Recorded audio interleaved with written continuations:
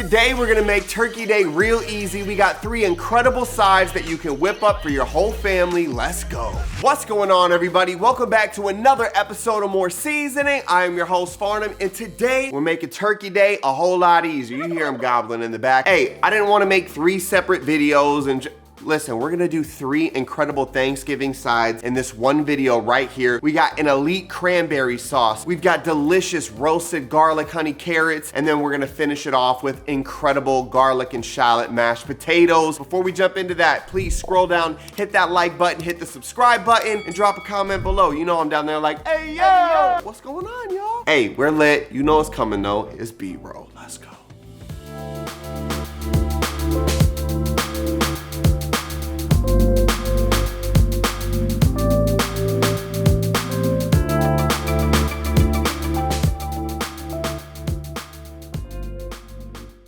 All right, we're gonna start with our incredible cranberry sauce. You'll never buy the jarred stuff again. It's super easy. The ingredients are cranberries, some oranges, sugar, cinnamon, and some optional whole cloves. Now listen, I don't know about y'all, but I love me some good cranberry sauce. And ever since I started making it from scratch, I no longer do the canned stuff. This is fresh, it's bright, it's deep, it's beautiful. God, that sounds like The Notebook.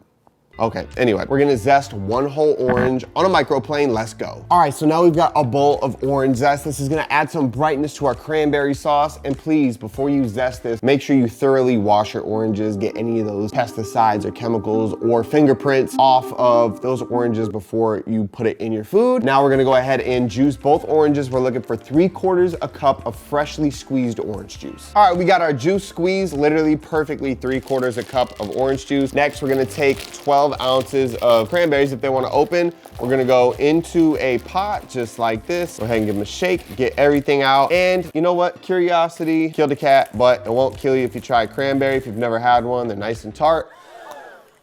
But make sure you give them a rinse off first. Let's go.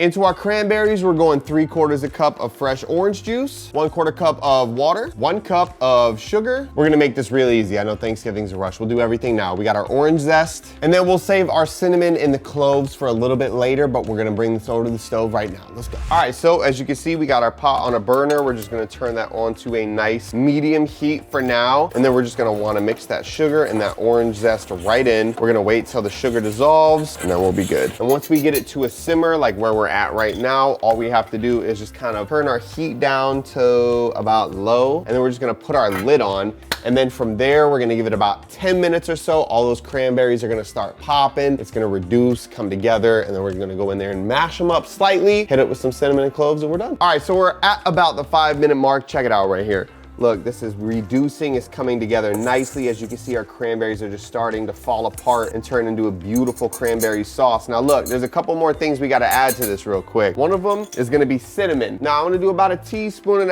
or so. I really like cinnamon and the flavor that it gives. So here we go. That's about 1 teaspoon or so. And then I don't have any ground cloves. So I have whole cloves, and I wasn't gonna waste more money because I have a spice grinder. So you can obviously add your ground clove in right now and let it rip. All right, so I got some ground up clove. Now I'm just gonna add a pinch. A little of this stuff goes a long way. So when I say a pinch, I literally mean just a pinch or 2. And then last but not least, you know the vibes, we always gotta go in and hit it with some salt. We gotta add a little bit of flavor there, pull out the flavors of the cranberry. So we put that salt in. And at this point, we're approaching, I don't know what, the 8-minute mark, and we're almost done. So I'm just gonna go in here. I'm just even gonna use this to kind of smash the cranberries up. As you can see, they're just kind of falling apart if I just push them up against the edge, which is exactly what we want. We'll mix our cinnamon in, our cloves, and our salt. And as you can see, this is starting to turn into a beautiful cranberry sauce.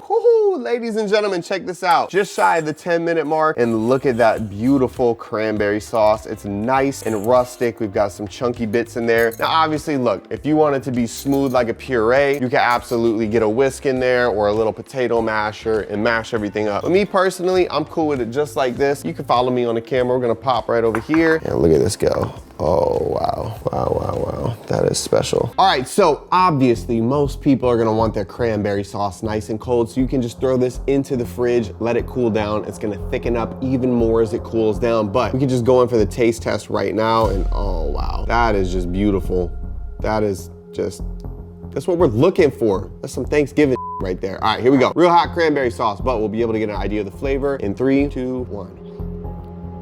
Oh, the cinnamon and the cloves, wow, they really come through and just warm that whole thing up. The brightness from that orange and the orange peel really came through and brightened that up for sure. A lot of people just use water instead of the actual orange juice, and the orange juice definitely, like, there's a lot of notes in it in there. And it's nice. It's better to have like a little bit of sweetness and some orangeness than that straight bitter cranberry. So again, I have to say this right here is a 5 out of 5 for cranberry sauce. You can put this on any piece of turkey and it's gonna be fire. Let's go. All right, before we jump into the roasted carrots, we gotta talk about today's sponsor, and that is Shaker and Spoon, baby. Shaker and Spoon is a cocktail subscription service, and every month a box shows up to your front door with incredible house-made ingredients like these dehydrated peach slices, this lemongrass salt, or this grape fennel seed cordial. I get 3 bomb recipes, and it makes up to 12 cocktails. For my box, I chose the Putting on the Spritz 2 Italian affair because when I went to Italy a couple years ago with Jacqueline, we had incredible cocktails, and I wanted to be able to make them at home, which I now can, so let's try one. How'd I do? Pretty good? Let's give it a taste. Here's the full bloom. Am I back in Italy? Come on! This is really, really, really good. And the fact that all I have to do is buy the spirit and all the other ingredients come in here is the game winner for me. So look, if you want to try Shaker and Spoon out, click the link in the description below or use code MORESEASONING for $20 off your first box. I swear it's worth it. I appreciate you guys for sponsoring the video. Let's get to the carrots. Next recipe, we are going to make some incredible roasted honey garlic carrots. These are gonna be perfect for everyone. The ingredients you'll need are a bag of carrots, try to get the skinnier ones, Mike's Hot Honey, fresh garlic, thyme, some unsalted butter, just a little bit of brown sugar, and olive oil. This is one well-endowed carrot. So basically for all of our carrots, all we're gonna do is we're gonna wanna peel that first little outer layer, so we're gonna go ahead and run through that now. Now you're gonna go ahead and cut the tips off. All right, now there's a few ways you can go with this. You can throw the whole carrots in, you can cut them into pieces, but I suggest if you have big guys like this, we're just gonna cut them in half, okay? So you're just gonna run your knife down the middle, flip it around, find that seam. Okay, boom, just like that. And then you've got a couple pieces like that. So I'm just gonna repeat with all the super thick pieces that I have. All right, so once we got all the big guys cut up, all we're gonna do is, you know, we're sharing this for Thanksgiving. So we wanna do some bite-sized pieces. So we'll just come at these at an angle just like that.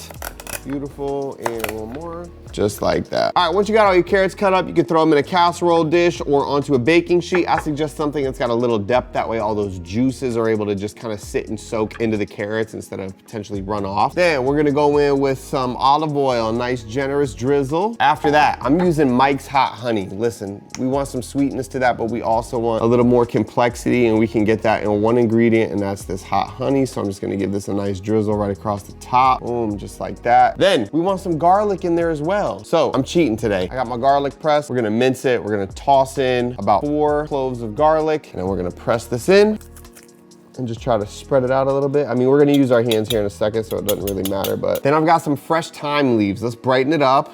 Let's get a little more aromatic, a little herbaceous. I got my thyme leaves. We're just gonna peel it off of the thicker parts of the stalk. If we lose some of the flimsy stalk in there, it's okay. Boom, some more leaves. Again, we're gonna toss this all around, so don't focus too hard on where everything goes. All right, now this is brown sugar. We just need a touch because we do have some honey in there, but this likes to caramelize a little bit more, and a sprinkle will never hurt anyone. We got that. Then we're gonna go in with some salt, of course.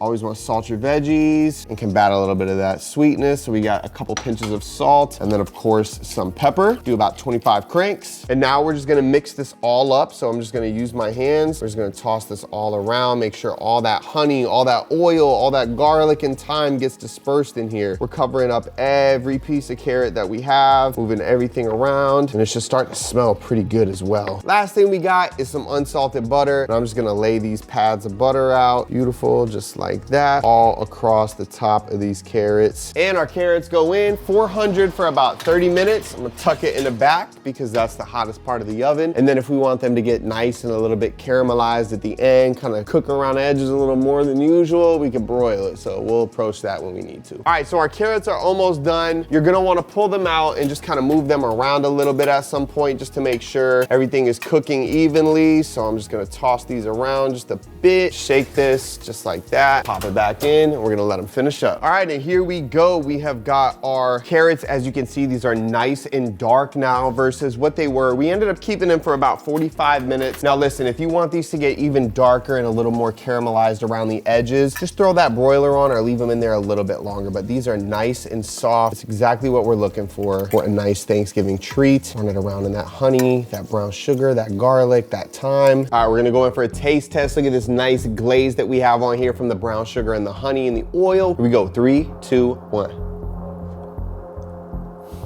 The roasted carrot, great. Honestly, I'll put a little more brown sugar in there. That honey, that Mike's Hot Honey, a little bit of kick to it, the sweetness, the rolled off. These are great. If you wanna finish them off for some presentation, obviously you could just throw some parsley or some more thyme right on top. But these right here, they're very good. The roasted carrot flavor is incredible. I mean, it's an easy Thanksgiving side, ladies and gentlemen. What can I say? Let's get to the mashed potatoes, come on. And lastly, it is not Thanksgiving unless you have some incredible, buttery, flavorful mashed potatoes. The ingredients you'll need for these are russet potatoes, shallot, garlic, some fresh chives, heavy whipping cream, sour cream. Yes, this one is light, but it's wedding season, baby. We trying to get lit. Unsalted butter and medium cheddar cheese. And lastly, we got our mashed potatoes, a staple for Thanksgiving. This is an incredibly easy recipe. All we're gonna do, chop the butt and the head off of the potatoes, just like so. Then we're gonna grab ourselves a peeler.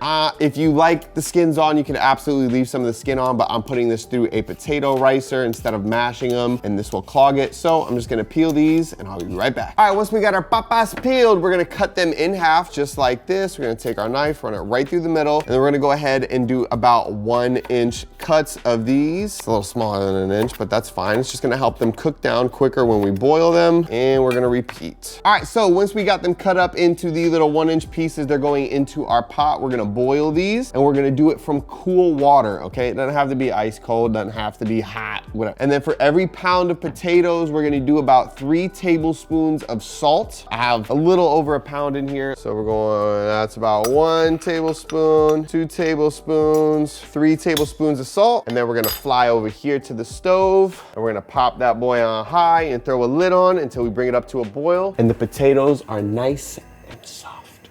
It's a chef's kiss, mom.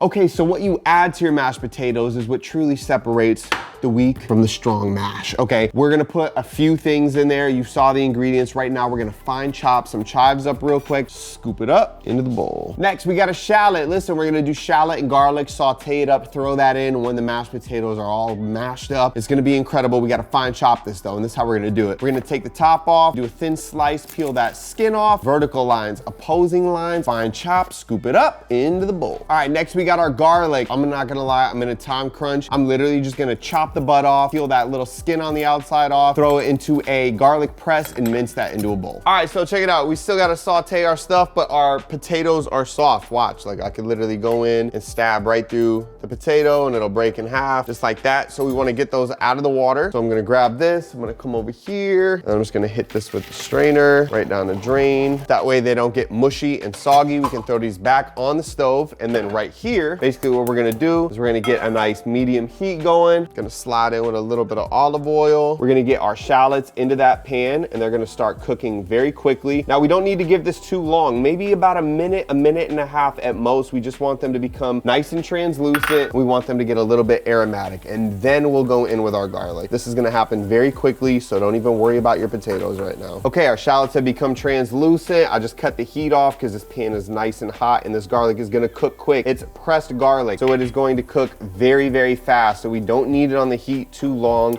We could keep it on low if we need to. We're just gonna keep this moving until it's aromatic, but avoid burning that garlic at all costs. Okay, so we're about a minute in deep. We're gonna try to get some of that oil away from there. We're gonna get our garlic and our shallots in here. They are nice and roasty toasty. All right, we got our garlic and our shallots. We got our potatoes. It's time to just put our mashed potatoes together. Very easy at this point. Right here, I've got a ricer. It looks medieval, but it's actually great. Let me show you why. All I have to do is scoop my potatoes up. I just pop them in here. I could have used a bigger a bigger spoon, but we load our potatoes into the ricer like so. Here we go, we got a nice squeeze, 1, 2, 3, and beautiful. And then we're just gonna repeat the process until we're done. All right, we got our potatoes all riced in here. Next, we got our cheese. We're just gonna go ahead and we're gonna do a fine grate on our cheese grater. We're gonna do about 3 to 4 ounces. We'll start there because we want some nice cheesy mashed potatoes. And the most important thing is to get these in there as soon as you mash or rice your potatoes because they're still really hot and it's gonna help this cheese melt down. We're just gonna pick it up, we're gonna toss it right in. All right, let's get the rest of our ingredients in there. We've got our garlic and our shallot. Don't forget that oil, that's gonna definitely add some flavor in there. We got a little splash of heavy cream, just a tablespoon or so. It's gonna help everything come together nice. We're gonna do a couple tablespoons of sour cream, add in our chives, a good healthy amount of pepper, and of course we're gonna go in with our salt. Okay, then we're gonna take our butter. I'm just gonna cut this up into a few pieces. Boom, get that butter in, and now we're gonna grab a spatula and fold this in. All right, taste test for our last Thanksgiving side. We got our garlic herb mashed potatoes, nice and buttery now. Let's give them a shot. Here we go, 3, 2, 1.